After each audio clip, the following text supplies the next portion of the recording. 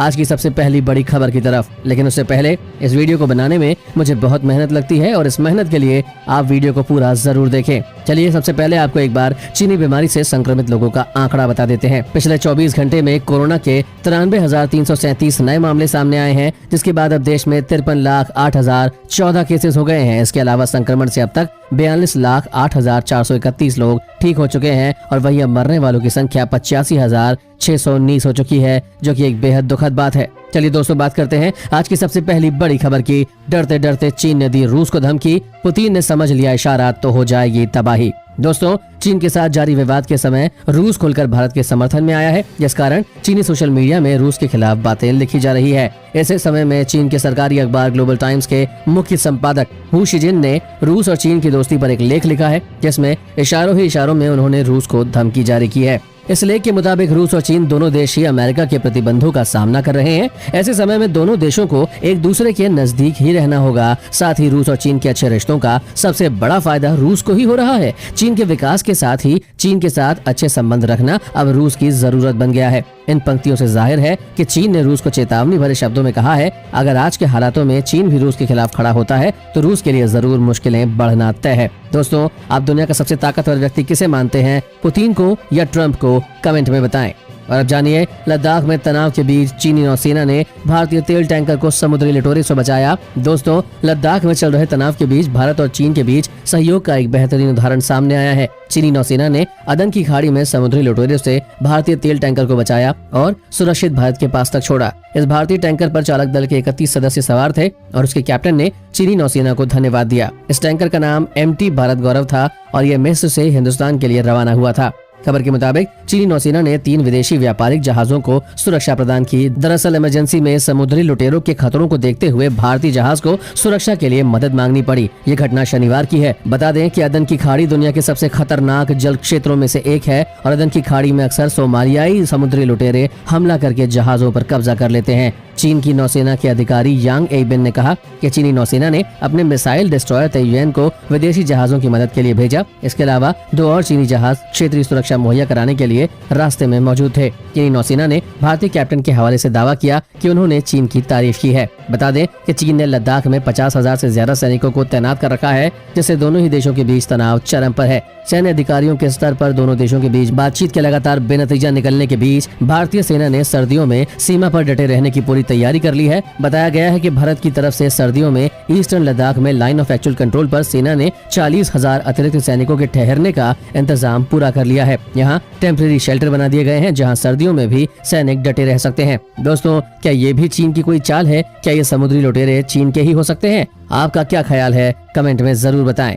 और अब जानिए, 25 तारीख से खुलने जा रहे हैं स्कूल, लेकिन जाने से पहले जान लें सरकार के सारे नियम और कानून। दोस्तों, सरकार ने गाइडलाइन जारी की है कि 25 सितंबर से 9वीं से 12वीं तक के बच्चों के लिए स्कूलों को खोला जाए। सरकार की ओर से बच्चों को अभिभावकों की परमिशन पर स्कूल बुलाने के निर्देश दिए गए हैं। बता दें कि कोरोना के बढ़ते मामलों के बीच गृह मंत्रालय की तरफ से अनलॉक 4 के तहत स्कूलों को खोलने की अनुमति दी जा चुकी है। सरकार की गाइडलाइंस के मुताबिक 25 सितंबर से कुछ शर्तों और पाबंदियों के साथ स्कूली गतिविधियों को शुरू किया जा सकता है। हालांकि स्कूलों को फिर से खोलना अनिवार्य नहीं है और इस बारे में फैसला राज्यों को करना है। यही कारण है कि कोरोना संक्रमण को देखते हुए कई राज्यों ने इसकी मंजूरी नहीं दी है। फिर भी कुछ ऐसे राज्य हैं जिन्होंने 25 सितंबर से स्कूलों को खोलने का फैसला किया है। इसलिए कई शहर के स्कूलों ने बच्चों की सुरक्षा को ध्यान में रखकर तैयारी शुरू कर दी है। स्टूडेंट्स के बीच कम से कम 6 फीट की दूरी होना चाहिए। इसके अलावा फेस कवर और मास्क अनिवार्य किया गया है। क्वारंटाइन सेंटर रहे स्कूलों को खोलने से पहले पूरी तरह सैनिटाइज किया जाएगा। फिलहाल बायोमेट्रिक अटेंडेंस नहीं होगी। स्कूल के अंदर भी थोड़ी थोड़ी देर में हाथों को साबुन से धुलाना या सैनिटाइज करना होगा। साथ ही परिसर में इधर उधर थूकने पर पाबंदी है। दोस्तों,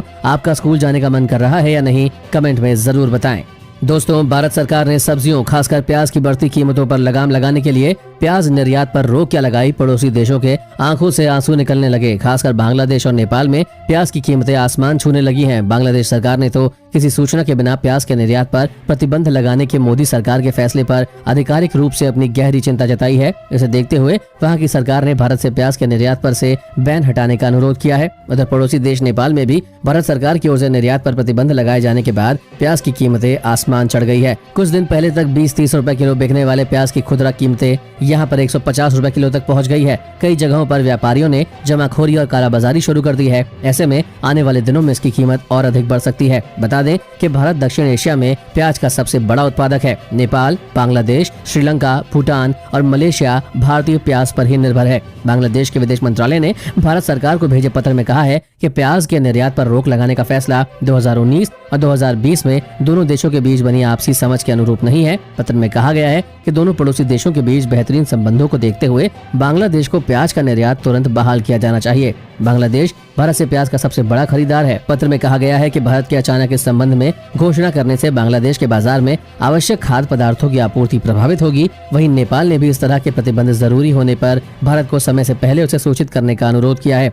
इस मामले को नेपाल के प्रधानमंत्री ओली ने अप्रैल 2018 में भारत की यात्रा के दौरान भी उठाया था। दोस्तों, क्या इस मौके पर भारत को नेपाल से बदला लेना चाहिए या माफ कर देना चाहिए? कमेंट में जरूर बताएं। इसी के साथ जानिए कोरोना के कारण मुंबई में बड़ी सख्ती, 30 सितंबर तक धारा 144 हुई लागू। दोस्तों, मुंबई में कोरोना वायरस के तेजी से बढ़ते मामलों को देखते हुए उद्धव सरकार ने शहर में नए प्रतिबंध लागू कर दिए हैं। लोगों की आवाजाही और जमा होने पर रोक लगाने के लिए पुलिस ने शहर में CRPC की धारा 144 लागू कर दी है। यह प्रतिबंध तत्काल प्रभाव से लागू कर दिए गए हैं। मुंबई में ये प्रतिबंध आगामी 30 सितंबर तक बने रहेंगे। प्रशासन द्वारा जारी किए गए आदेश के मुताबिक पुलिस को धारा 144 को सख्ती से लागू कराना होगा। मुंबई पुलिस ने सूचित किया है कि लोगों के मूवमेंट को केवल सरकार द्वारा सूचीबद्ध आपातकालीन और आपातकालीन सेवाओं के लिए अनुमति दी जाएगी। आदेश के मुताबिक धारा 144 के नियमों का तो पालन कराया ही जाएगा, जैसे कि 4 से ज्यादा लोग नहीं घूम सकते। इसके अलावा बिना वाजिब वजह के रात में घूमने निकलने वालों पर भी एक्शन होगा। मीडिया, बैंकिंग, सब्जी वाले, ग्रोसरी वाले, अस्पताल,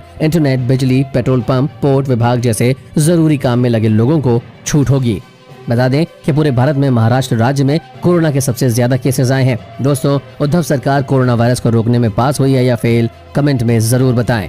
और अब समय है वेदर अलर्ट का। दोस्तों, अभी नहीं थमने वाला बारिश का दौर। देश के इन राज्यों के लिए फिर जारी किया गया अलर्ट, जरूर जान लें। दोस्तों, देश भर में मानसून की धमाकेदार बारिश का दौर जारी है। इस बार मानसून का असर देर से देखने को मिला, लेकिन अब कई जिलों में औसत बारिश की भरपाई हो चुकी है। भारतीय मौसम विभाग IMD का कहना है कि उत्तर और मध्य भारत में अभी और बारिश जारी रहेगी। विभाग का अनुमान है कि अगले 12 से 18 घंटों के दौरान देश में करीब 90 शहरों में तेज हवाओं के साथ बारिश हो सकती है। ये बारिश जिन राज्यों में होगी उनमें मुख्य रूप से राजस्थान और दिल्ली NCR है। अकेले राजस्थान के 31 शहरों में बारिश की संभावना है। पश्चिमी राजस्थान, पंजाब, हरियाणा, दिल्ली, पश्चिमी उत्तर प्रदेश, जम्मू कश्मीर, छत्तीसगढ़, महाराष्ट्र और तमिलनाडु में हल्की बारिश के साथ 1-2 स्थानों पर मध्यम बौछारें गिर सकती है। अगले 24 घंटों के दौरान मध्य प्रदेश, उत्तराखंड, हिमाचल प्रदेश और कर्नाटक के शहरों में मानसून व्यापक रूप से सक्रिय रहेगा। इन भागों में मध्यम से भारी बारिश के आसार हैं। मौसम विशेषज्ञों का मानना है कि देश के कुछ हिस्सों में 24 सितंबर तक मौसम खराब रह सकता है। सितंबर के आखिर में भी तेज हवाओं के साथ बारिश और गरज के साथ बौछार देखी जा सकती है। दोस्तों, आपके यहाँ मौसम कैसा चल रहा है? कमेंट में जरूर बताएं।